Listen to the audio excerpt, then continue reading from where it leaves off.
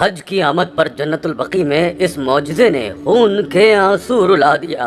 استغفر اللہ، اللہ نے کیا کرشمہ دکھایا۔ خدا را کمزور دل حضرات یہ ویڈیو نہ دیکھیں۔ السلام علیکم ناظرین، حج سے پہلے پیش آنے والے واقعے نے دیکھتی آنکھوں کو خون کے آنسو رلا دیا۔ ایسی سفاکی کے بارے میں شاید ہی آپ نے کبھی سنا ہو جو آپ آج اس ویڈیو میں دیکھیں گے۔ ایک معصوم نامولود بچے کے ساتھ کیسا سفاکانہ رویہ برتا گیا کہ شاید کمزور دل حضرات یہ ویڈیو دیکھ ہی نہ پائیں۔ دوستو، اس سے پہلے کہ ہم یہ ویڈیو آگے بڑھائیں، اگر آپ اس چینل پر نئے ہیں تو اسے سبسکرائب کیجئے، بیل آئیکن کو کلک کیجئے تاکہ ہر نئی آنے والی ویڈیو سے مطلع ہو سکیں۔ جی تو دوستو، یہ واقعہ مدینہ منورہ کے قریب موجود جنت البقیع کا ہے، جو وہاں پر موجود ایک گارڈ نے سنایا۔ چلیے اسی کی زبانی سنتے ہیں۔ میرا نام ظفر ہے، میں جنت البقیع کے دروازے پر ایک گارڈ کی نوکری کرتا تھا اور پچھلے 4 سال سے کر رہا تھا۔ خانہ کعبہ میں اگر اچانک سے کسی مسلمان کا انتقال ہو جائے یا مدینہ منورہ میں، تو اس کے لواحقین کی کوشش یہی ہوتی ہے کہ اس کے عزیز کی میت کو جنت البقیع میں دفن کیا جائے، لیکن بہت کم خوش نصیب ایسے ہوتے ہیں جنہیں یہ سعادت ملتی ہے۔ عمرے اور حج کے موقع پر دوسرے ممالک سے آنے والے زائرین جنت البقیع میں ضرور فاتحہ پڑھنے آتے ہیں، کیونکہ یہاں بڑے بڑے اکابر صحابہ کرام رضوان اللہ علیہم اجمعین مدفون ہیں۔ دن کے وقت یہاں زائرین کا کافی رش لگا رہتا ہے، مگر رات کے کالے سائے چھاتے ہی اس قبرستان میں تمام لوگوں کا داخلہ بند ہو جاتا ہے۔ اس وقت یہاں پر ہو کا عالم ہوتا ہے۔ میری ڈیوٹی مین گیٹ پر تھی۔ رات کافی گہری ہو چکی تھی، لیکن میری آنکھوں میں نیند کا نام و نشان تک نہ تھا، حالانکہ اپنے حصے کی ڈیوٹی میں دے چکا تھا۔ پہلے سوچا کہ اپنے کوارٹر میں جا کر دوسرے گارڈ کو جگا دوں، کیونکہ باقی کی رات کی ڈیوٹی اس کی تھی، لیکن پھر سوچا کہ مجھے نیند نہیں آ رہی تو اس بیچاری کی نیند کو کیوں بلا وجہ خراب کروں۔ میں کرسی پر ہی بیٹھا رہا اور پھر جو کچھ میرے ساتھ ہوا میرے رونگٹے کھڑے ہونے کے لیے کافی تھا۔ ایسا منظر دیکھ کر میرے ہوش اڑ گئے۔ میں نے وقت گزاری کے لیے اپنی جیب سے ایک سگریٹ نکالی اور پینے لگا۔ ابھی کچھ ہی دیر گزری تھی کہ مجھے ایک نومولود بچے کی رونے کی دبی دبی سی آوازیں آنے لگیں۔ اس وقت یہاں اتنی خاموشی تھی کہ میں یہ سوچ نہیں سکتا تھا کہ یہ آوازیں میرا وہم ہوں گی۔ پھر یہاں آس پاس کوئی آبادی بھی نہ تھی کہ بچے کے رونے کی آوازیں سنائی دیتی۔ اتنا سناٹا تھا کہ مجھے اپنی دھڑکنوں کی آواز تک اپنے کانوں میں سنائی دے رہی تھی۔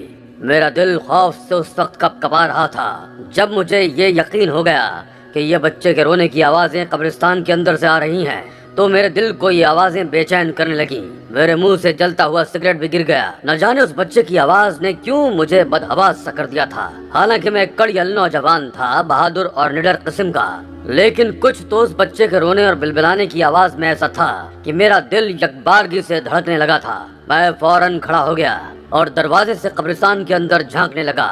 آواز اندر سے ہی آ رہی تھی، یہ سوچ کر کہ یہ آواز اس وقت کسی زندہ بچے کی تو ہو نہیں سکتی، یقیناً کسی قبر کے اندر سے کسی مردے کی ہی آ رہی ہوگی۔ اس سوچ نے مجھ پر لرزہ سا طاری کر دیا تھا۔ پھر مجھے لگا کہ شاید یہ آواز میرا وہم ہے اور صرف مجھے ہی آ رہی ہو۔ مجھے جتنی قرآنی آیات یاد تھیں میں نے ان کا ورد شروع کر دیا اور اپنے گزشتہ گناہوں کی اللہ کے حضور معافی مانگنے لگا کہ مجھے کیوں کسی مردہ بچے کی آوازیں سنائی دے رہی ہیں۔ میں آنکھیں بند کیے اللہ کے حضور مناجات میں مشغول تھا کہ اسی وقت مجھے اپنے کندھے پر ہلکا سا دباؤ محسوس ہوا۔ میری تو جیسے جان ہی نکل گئی۔ اس وقت کون تھا جس نے میرے کندھے کو پکڑا تھا؟ ظاہر ہے اس وقت کوئی زندہ شخص تو ہو نہیں سکتا، تو کیا کوئی بدرو تھی یا جنات؟ میرا دل یوں تھا کہ سینے میں دھڑکنا ہی بھول گیا ہو۔ میں بری طرح سے تھر تھر کانپنے لگا جب مجھے ایک مردانہ آواز سنائی دی۔ وہ آواز میرے لیے انجان نہیں تھی، وہ میرے ساتھی گارڈ کی آواز تھی۔ میں نے یکدم سے آنکھیں کھول کر دیکھا تو وہ میرے عقب میں کھڑا میرے کندھے پر ہاتھ رکھے اڑی ہوئی رنگت کے ساتھ بدحواس سا کھڑا تھا۔ میں نے پہلے تو اپنی رکی ہوئی سانس بحال کی اور پھر اسے استفہامیہ نظروں سے دیکھا۔ وہ کہنے لگا کہ وہ گہری نیند سو رہا تھا جب اس کی آنکھ ایک بچے کے رونے کی آواز سے کھل گئی۔ پہلے اسے بھی یہ آواز اپنا وہم لگی، لیکن یہ آواز بتدریج جا رہی تھی تو وہ اٹھ کر کوارٹر سے باہر نکل آیا اور میرے پاس آ گیا۔ ہم اب بھی روتے بچے کی آواز سن رہے تھے۔ اس کا مطلب یہ تھا کہ یہ آواز صرف مجھے نہیں آ رہی تھی بلکہ میرے ساتھی گارڈ کو بھی آ رہی تھی۔ یہ وہم نہیں، حقیقت تھی۔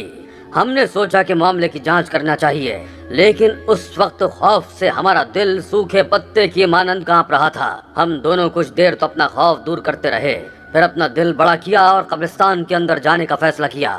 قبرستان کے تالے کی چابی میرے پاس تھی۔ ہم نے تالا کھولا اور ہم دونوں رات کے اس پہر اندر داخل ہو گئے۔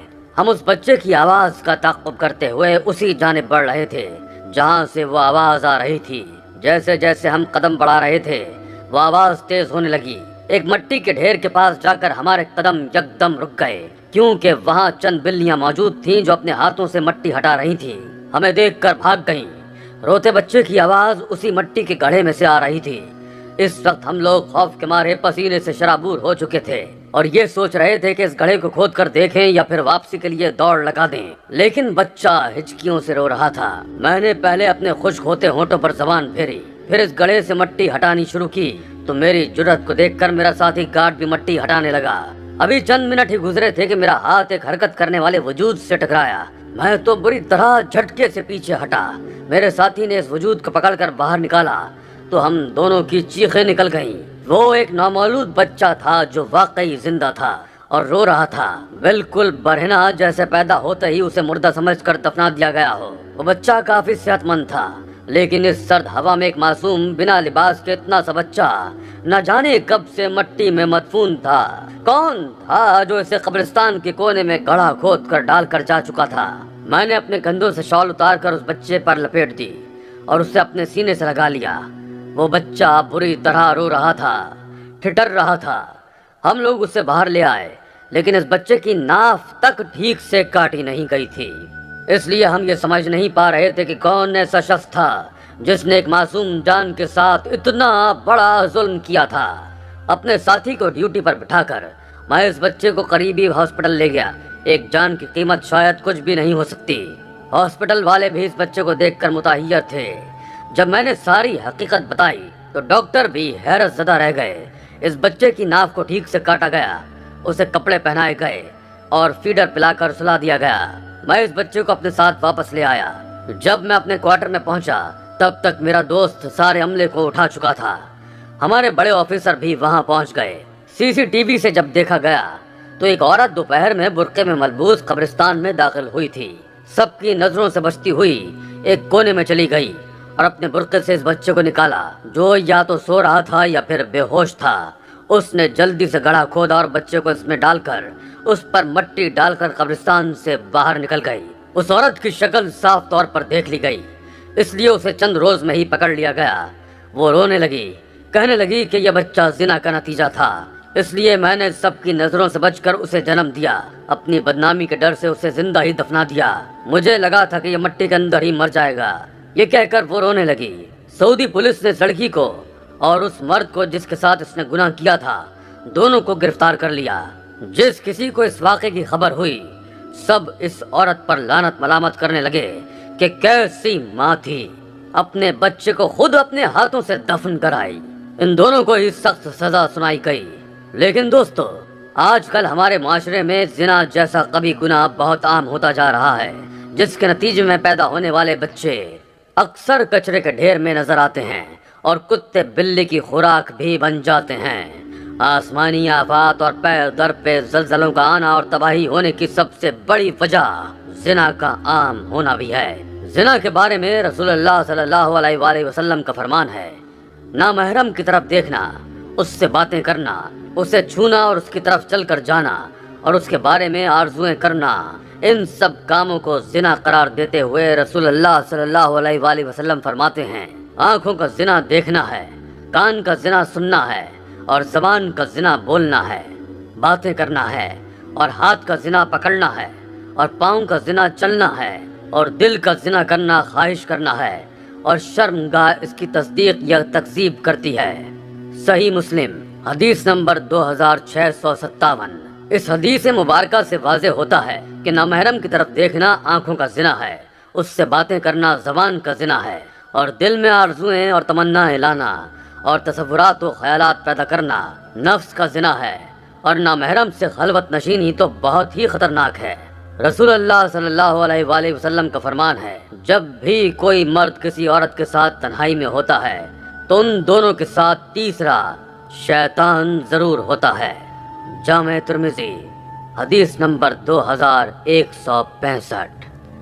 اللہ ہم سب کو گناہوں سے پاک زندگی گزارنے کی توفیق عطا فرمائے، آمین یا رب العالمین۔